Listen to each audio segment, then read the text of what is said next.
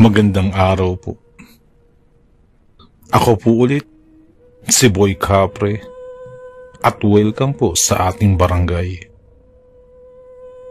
Isa na naman pong kwentong halaw sa tunay na pangyayari ang ating tutunghayan. Ito po ang kwento. Taong 1945, sa probinsya ng Capiz. Sa bawat baryo, may tinaguriang reyna. Sa bawat baryo, may tinaguriang pinakamaganda. Pero hindi natin alam, sa bawat baryo ay may itinatagong maitim at lihim na kababalagan. Mga lihim na hindi na natin nanaisin pang matuklasan.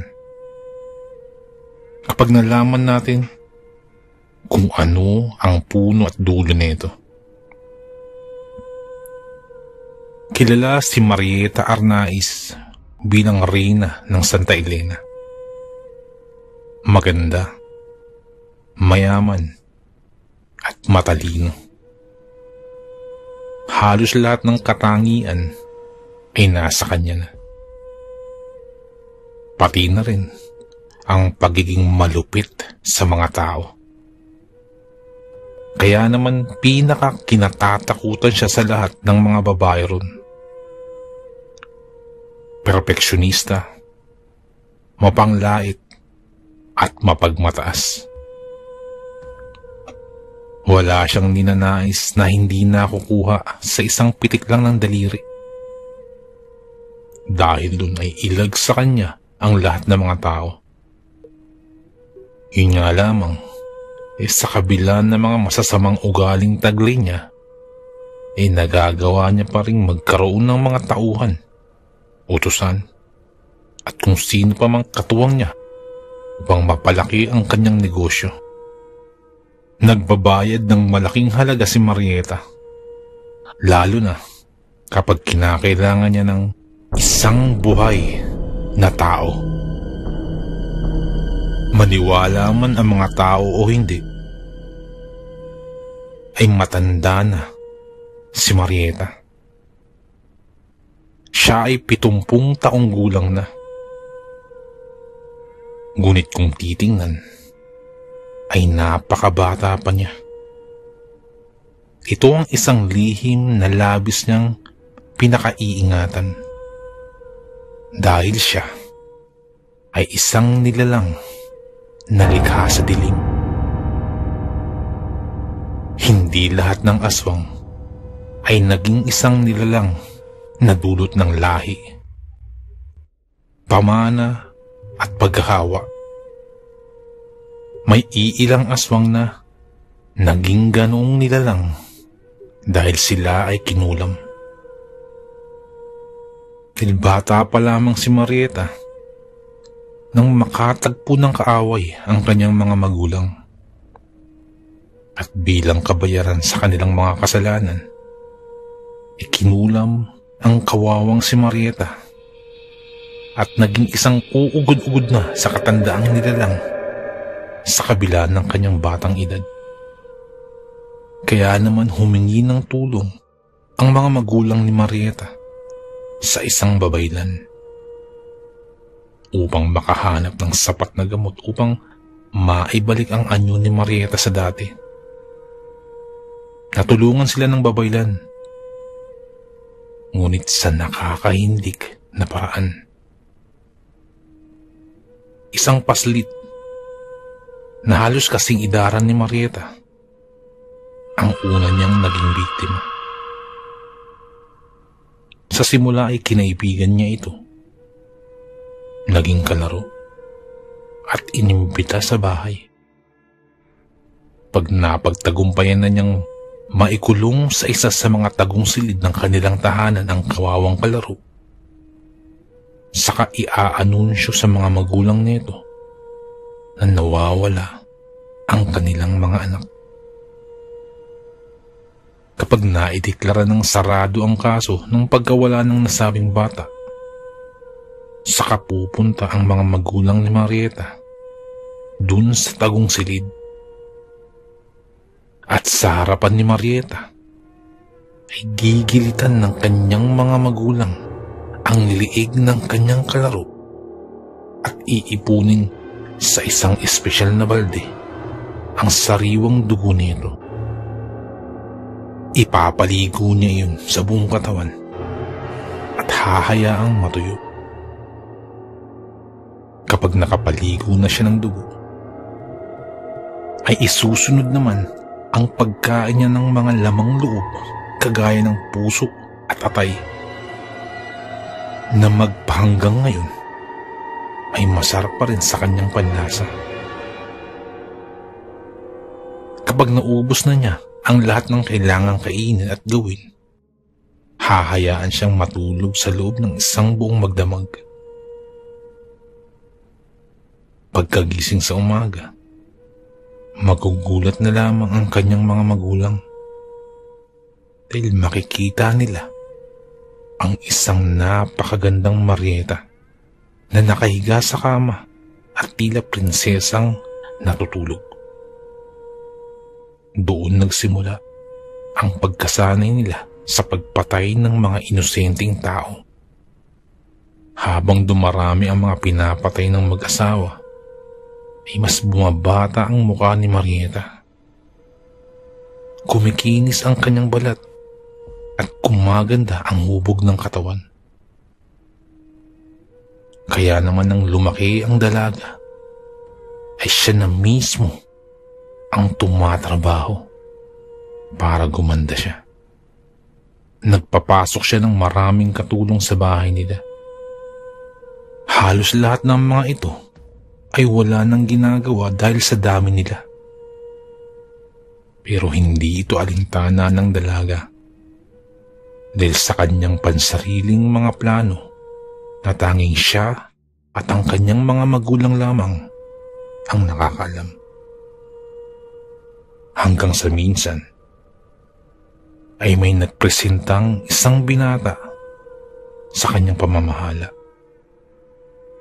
Nais niya itong maging hardinero sa kanyang hardin. Nagdalawang isip si Marieta. Gwapo ang lalaki at maganda ang pangangatawan. At aaminin niya ay nagkagusto siya ng husto sa kakisigan nito.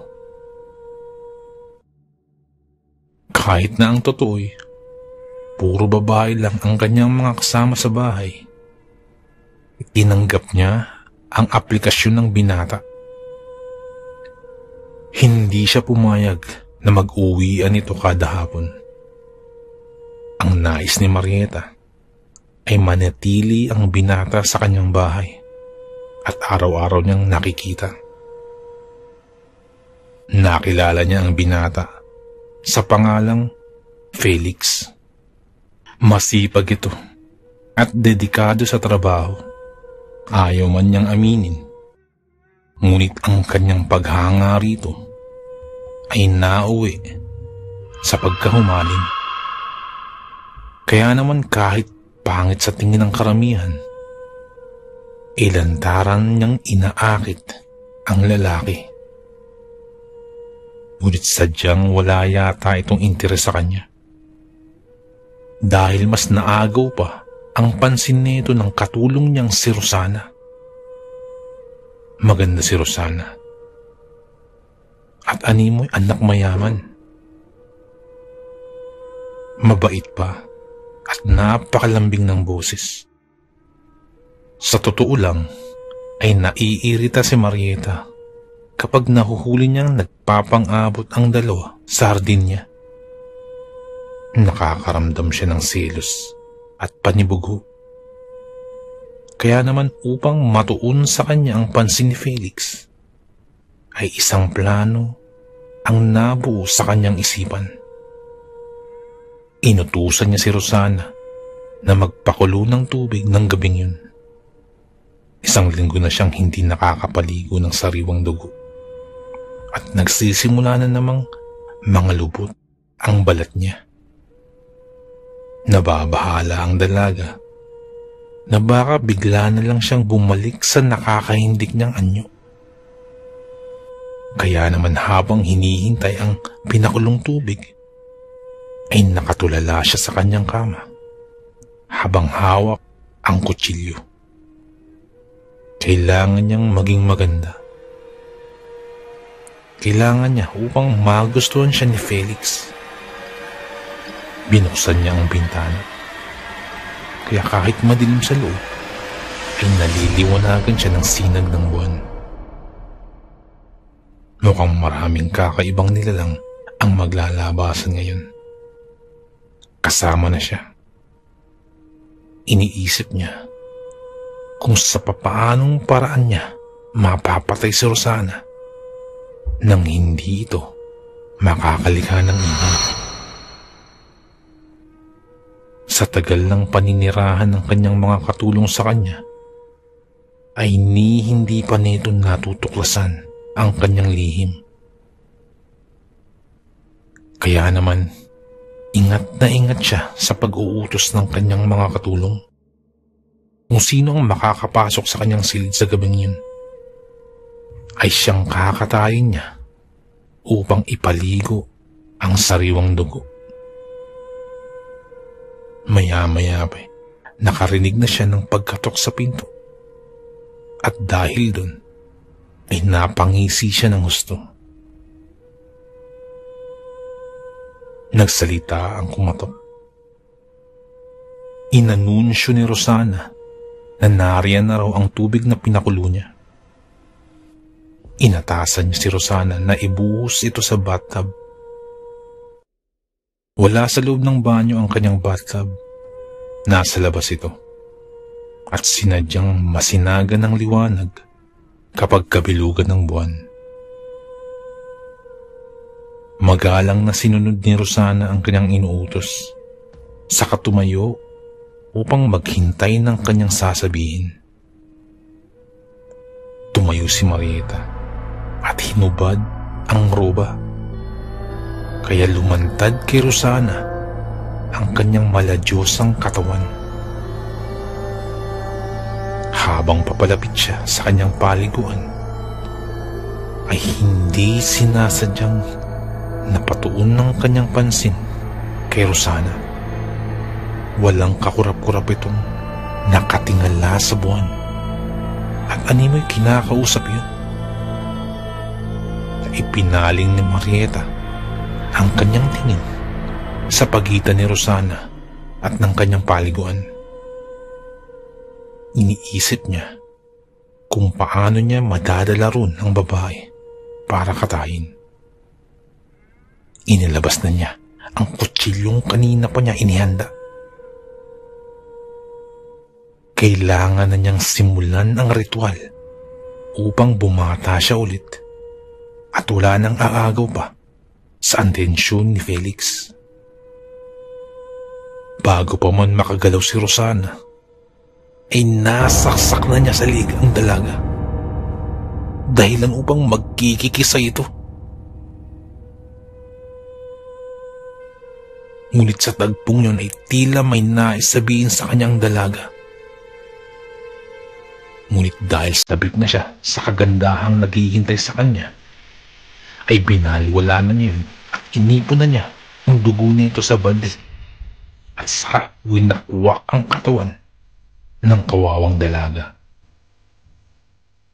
Iyon natigilan pa siya nang sa paghubad niya sa saplot ni Rosana ay may nakita siyang mga pamilyar na marka sa dibdib ng dalaga. Ang markang ito ay kagaya ng marka sa dibdib ng babaeng nakakaaway ng kanyang mga magulang noon. Ganun pa ba?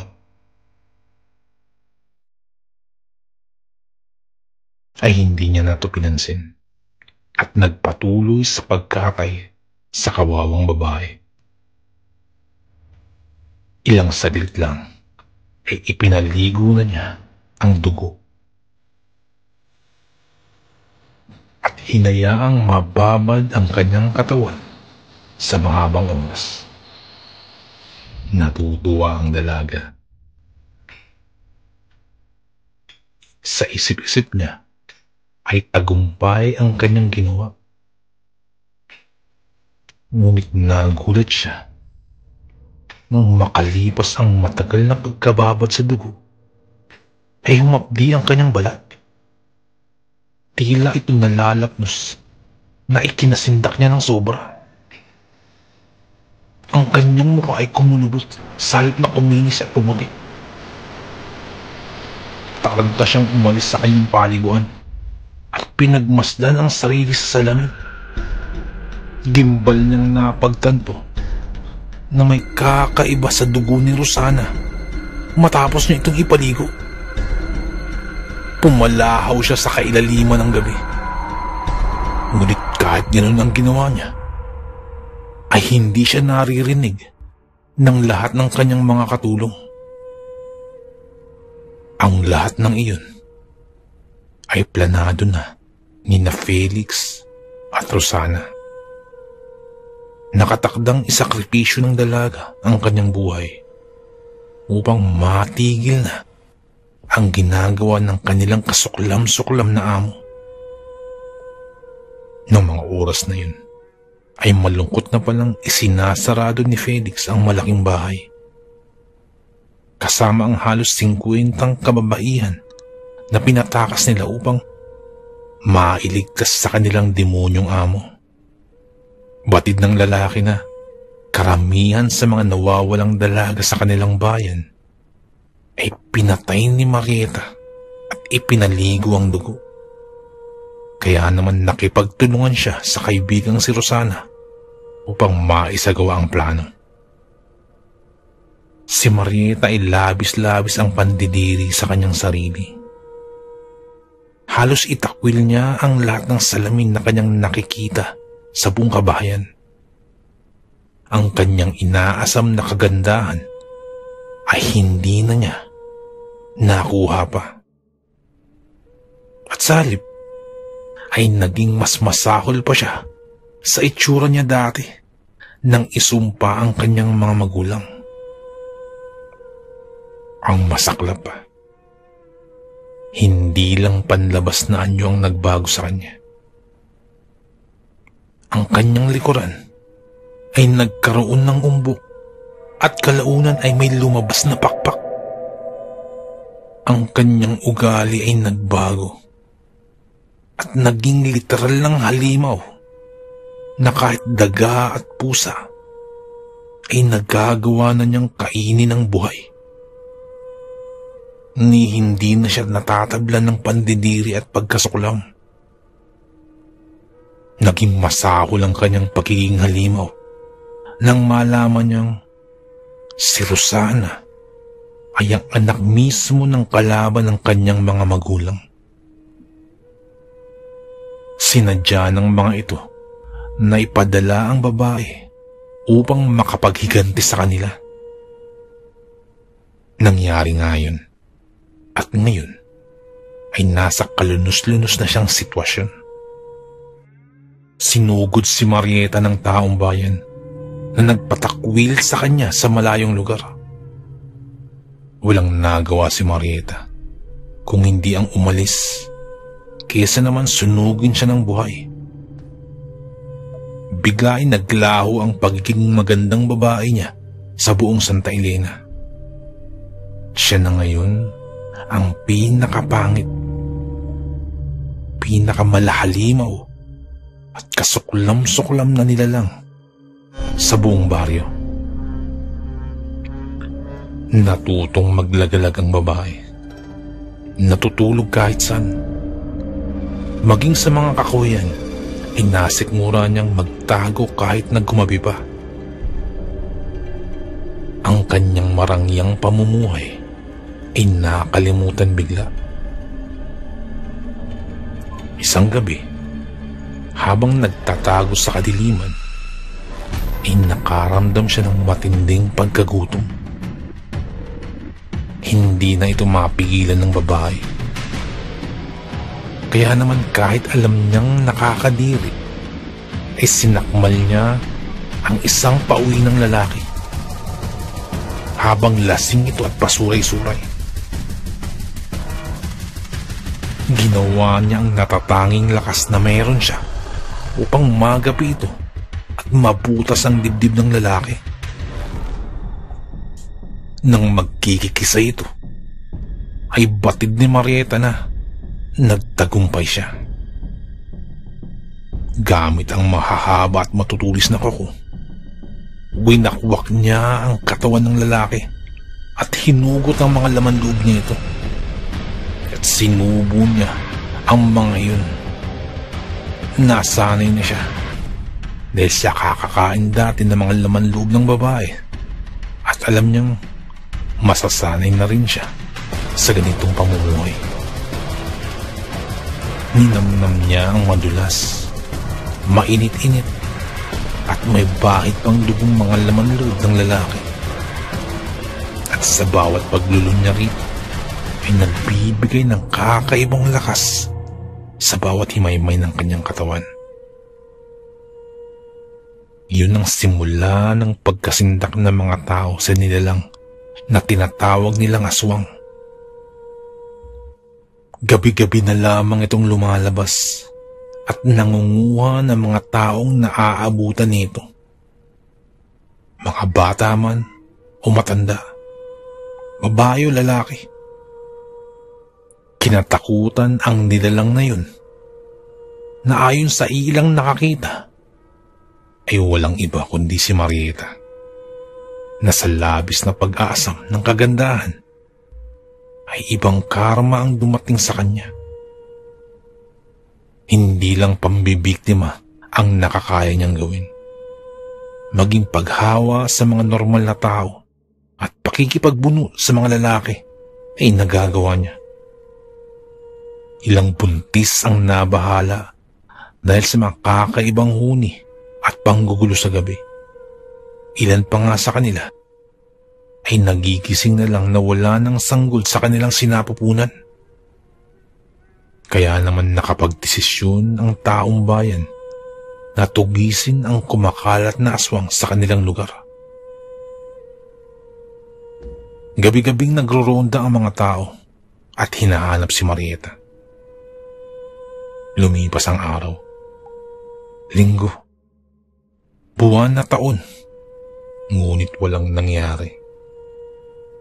Hanggang sa kasalukuyan ay maugong pa rin ang kanyang kwento na nagbigay ng takot sa mga kabataan.